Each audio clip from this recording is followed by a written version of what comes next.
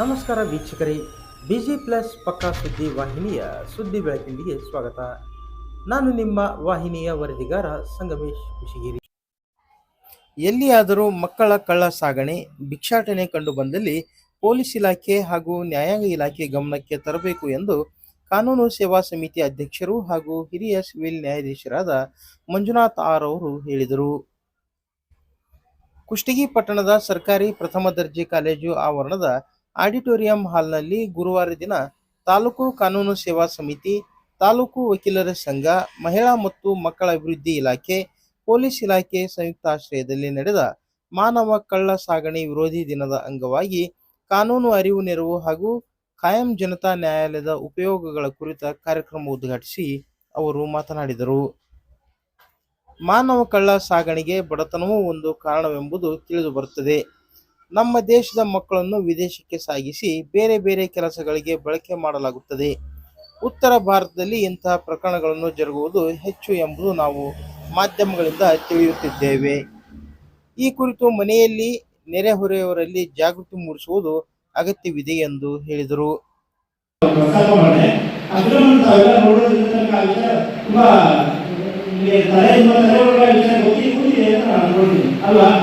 ಮಾನವ ಕಳಸಾಗಣೆಗೆ ತುಂಬಾ ದೊಡ್ಡದಿಲ್ಲ ಇದೇ ವಿಚಾರ.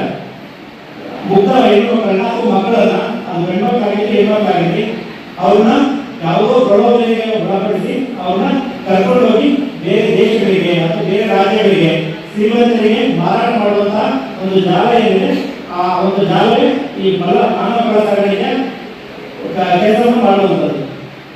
ಸೊ ಅಂತ ಸಾಕಷ್ಟು ಫಿಲಂಗಳು ಮೊದಲಿನಿಂದಲೂ ಬಂದಿದ್ದಾವೆ, ಈಗಲೂ ಬರ್ತಾ ಇದ್ದಾರೆ, ಮುಂದೆ ಕೂಡ ಬರ್ತಾ ಇದ್ದಾರೆ. ಯಾಕೆ ಬರ್ತಾ ಇರ್ತವೆ? ಎಲ್ಲಿವರೆಗೂ ಆ ಮಾನವ ಕಳಸಾಗಣೆ ಅನ್ನೋದು ಇರೋದಿಲ್ಲ, ಅಲ್ಲಿವರೆಗೂ ಇಂಥ ಫಿಲಂಗಳು ಬರ್ತಾನೆ ಇರುತ್ತೆ. ಹಾಗಿದ್ರೆ ಇದಕ್ಕೆ ಹೆಚ್ಚಾಗಿ ಬಲಿಪಶುಗಳಾಗುವಂಥವ್ರು ಯಾರು? ಸಣ್ಣ ಸಣ್ಣ ಮಕ್ಕಳು, ಅಥವಾ ಸ್ವಲ್ಪ ಬಡತನದಲ್ಲಿರುವಂತಹ ಮಕ್ಕಳು, ಅಥವಾ ಪೋಷಕರು ಕೂಡ ಬಡತನದಲ್ಲಿದ್ದಾರೆ. ತಮ್ಮ ಮಕ್ಕಳನ್ನ ಎಷ್ಟೋ ಪೋಷಕರು ತಾವೇ ಇಂತಹ ಜಾಲಗಳಿಗೆ ಕೊಡುವಂತಹ ವ್ಯವಸ್ಥೆಗಳು ಬಹಳಷ್ಟು ಕಡೆ ಇದೆ. ನಮ್ಮ ರಾಜ್ಯದಲ್ಲಿ ಕಡಿಮೆ ಇರ್ಬೋದು, ಉತ್ತರ ಭಾರತದ ಕೆಲವೊಂದಿಷ್ಟು ರಾಜ್ಯಗಳು ನೋಡಿದಾಗ ಅಲ್ಲಿ ಇಂತಹ ವ್ಯವಸ್ಥೆಗಳು ತುಂಬಾ ಜಾಸ್ತಿ ಇದೆ. ಸೊ ಅಲ್ಲಿ ದೊಡ್ಡ ದೊಡ್ಡ ಮಾಫಿಯಾಗಳೇ ಇದರಲ್ಲಿ ಕೆಲಸವನ್ನು ಮಾಡ್ತಾರೆ. ಸಿಪಿಐ ವಿಶ್ವನಾಥ್ ಹಿರೇಗೌಡರ್ ಅವರು ಮಾತನಾಡಿ, ಒಂದು ಪ್ರದೇಶದಿಂದ ಮತ್ತೊಂದು ಪ್ರದೇಶಕ್ಕೆ ಮಾನವನನ್ನು ಕಳ್ಳ ಸಾಗಣೆ ಮಾಡಲಾಗುತ್ತದೆ. ಮಾನವ ಕಳ್ಳ ಸಾಗಣೆ ಉದ್ದೇಶ ಹೊಂದಿರುವ ಕೆಲ ವರ್ಗ ಮಹಿಳೆಯರನ್ನು ಒತ್ತಾಯಪೂರ್ವಕವಾಗಿ ಲೈಂಗಿಕ ಶೋಷಣೆ ಮತ್ತು ದೈಹಿಕ ಶೋಷಣೆ ಮಾಡುವ ಪದ್ಧತಿ ಇದೆ. ಬಡತನವನ್ನು ಗುರಿಯಾಗಿಸಿಕೊಂಡು ಮಹಿಳೆಯರಿಗೆ ಕೆಲಸ ಕೊಡಿಸುವ ಭರವಸೆ ಅಥವಾ ಹಣದ ಆಮಿಷ ತೋರಿಸಿ ವೇಶ್ಯಾವಾಟಿಕೆಗೆ ತಳ್ಳುವ ವ್ಯವಸ್ಥಿತ ಜನರಿರುತ್ತಾರೆ. ಜೊತೆಗೆ ಕೆಲವರು ಹಣದ ಆಮಿಷ ತೋರಿಸಿ ಕರೆದೊಯ್ದು ಮಾದಕ ವಸ್ತುಗಳ ಮಾರಾಟಕ್ಕೆ, ಕ್ರೈಮ್ ಚಟುವಟಿಕೆಗಳಿಗೆ ಬಳಸಿಕೊಳ್ಳುತ್ತಾರೆ. ಇದರಿಂದ ಪ್ರತಿಯೊಬ್ಬರೂ ಜಾಗರೂಕರಾಗಿ ಈ ಬಗ್ಗೆ ಜನರಲ್ಲಿ ತಿಳುವಳಿಕೆ ಮೂಡಿಸಬೇಕು ಎಂದು ತಿಳಿಸಿದರು. ಈ ಬಗ್ಗೆ ಎಲ್ಲಿಯಾದರೂ ಅನುಮಾನ ಮೂಡಿಸುವ ವ್ಯಕ್ತಿಗಳು ಕಂಡುಬಂದಲ್ಲಿ ತಮ್ಮ ಇಲಾಖೆಯ ಗಮನಕ್ಕೆ ತರಲು ವಿದ್ಯಾರ್ಥಿಗಳಿಗೆ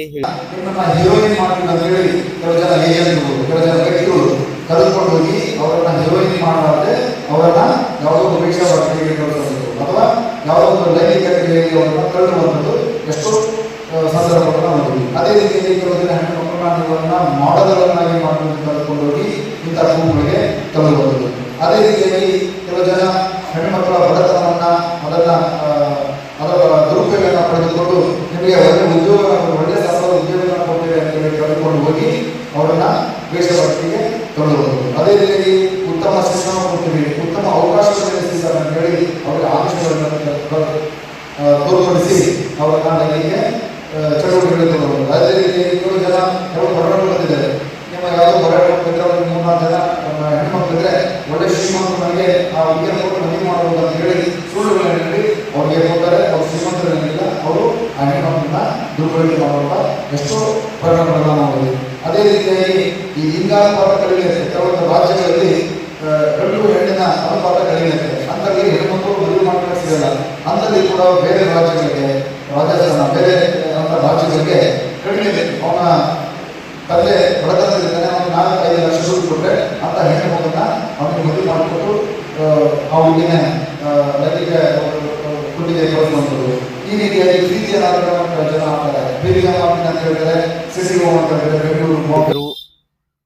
ಕೊಪ್ಪಳ ವಿಶ್ವವಿದ್ಯಾಲಯ ಉಪಕುಲಪತಿ ಡಾಕ್ಟರ್ ಎಸ್ ವಿ ಡಾಣಿ ಪ್ರಧಾನ ಸಿವಿಲ್ ನ್ಯಾಯಾಧೀಶರಾದ ಎಂಎಲ್ ಪೂಜೇರಿ, ಹೆಚ್ಚುವರಿ ಸಿವಿಲ್ ನ್ಯಾಯಾಧೀಶರಾದ ಮಹಂತೇಶ್ ಚೌಲಿಗಿ ಮಾತನಾಡಿದರು.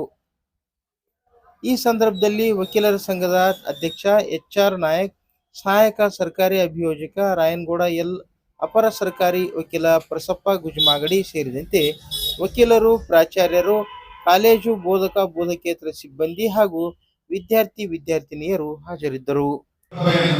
ಮಕ್ಕಳ ಕಳ್ಳ ಸಾಗಾಣಿಕೆ ಅನ್ನುವಂಥದ್ದು ಅದರ ದುಡ್ಡಿಗಾಗಿ, ಲೈಂಗಿಕ ದೌರ್ಜನ್ಯಕ್ಕಾಗಿ, ದುಡಿಮೆಗಾಗಿ ಮಕ್ಕಳನ್ನ ಬಳಕೆ ಮಾಡೋದಕ್ಕೆ ಕೆಲವು ಜನ ಸಮಾಜಘಾತಕರು ಕಾಯ್ದಿರ್ತಾರೆ. ಹಾಗಾಗಿ ಇದನ್ನು ನಾವು ಸರಿಯಾಗಿ ಮಕ್ಕಳಾದಂಥವ್ರು ತಿಳ್ಕೊಳ್ಬೇಕು. 2025ರ ಜುಲೈ 30 ಈ ಮಕ್ಕಳ ಕಳ್ಳ ಸಾಗಾಣಿಕೆ ವಿರೋಧಿ ದಿನ ಅಂತ ಪ್ರತಿ ವರ್ಷ ಆಚರಿಸ್ತಾರೆ. ಹಾಗಾಗಿ ಇವತ್ತು ಕೂಡ ಇದರಲ್ಲಿ ಆಚರಿಸಲಾಗುತ್ತೆ.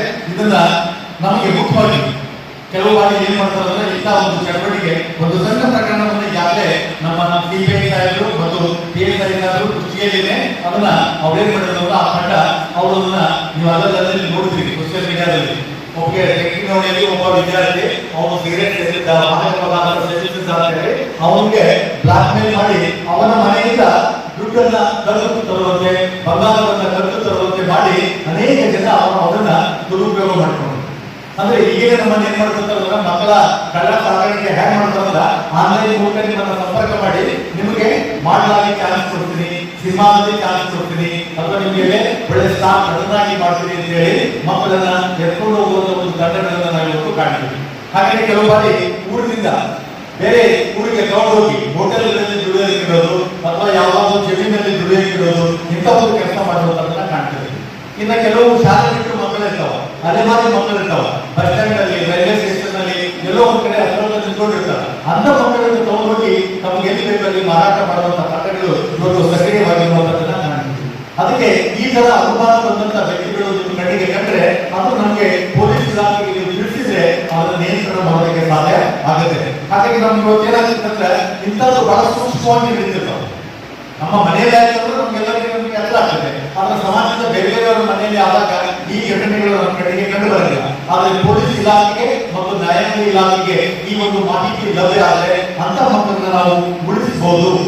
ಕೆಲವು ಬಾರಿ ಇವತ್ತು ಏನ್ ಮಾಡ್ತಾರೆ, ಸ್ಕೂಲ್ ಹೋಗಿರ್ತಾರೆ ಮಕ್ಕಳು, ಸಣ್ಣ ಸಣ್ಣ ಮಕ್ಕಳು ಇರ್ತಾರೆ, ಹೋಗಿ ಏನ್ ಮಾಡ್ತಾರೆ, ನಿಮ್ಮ ತಂದೆ ಕರೀತಾರೆ, ತಮ್ಮ ಕರೀತಾರೆ, ಅಥವಾ ತಾಯಿ ಕರೀತಾರೆ ಅಂತ ಹೇಳಿ ಆ ಮಗುವನ್ನ ಪುತ್ಲಾಯಿಸಿ ಚಾಕ್ಲೇಟ್ ಕೊಟ್ಟು ಆಮೇಲೆ ಎಲ್ಲೋ ಒಂದ್ ಕಡೆ ಎತ್ಕೊಂಡು ಹೋಗಿ ಭಿಕ್ಷಾಟನೆ ಕಲಿಸೋದು ಅಥವಾ ದುಡಿಯೋದು ಕಲಿಸೋದು ಅಥವಾ ಆಮೇಲೆ ದೌರ್ಜನ್ಯ ಮಾಡೋದು, ಇಂಥ ಒಂದು ಕೃತ್ಯಗಳು ಅಲ್ಲಿ ಕಂಡು ಬರುವಂತದ್ದು ನಾವು ಕಾಣ್ತೀವಿ.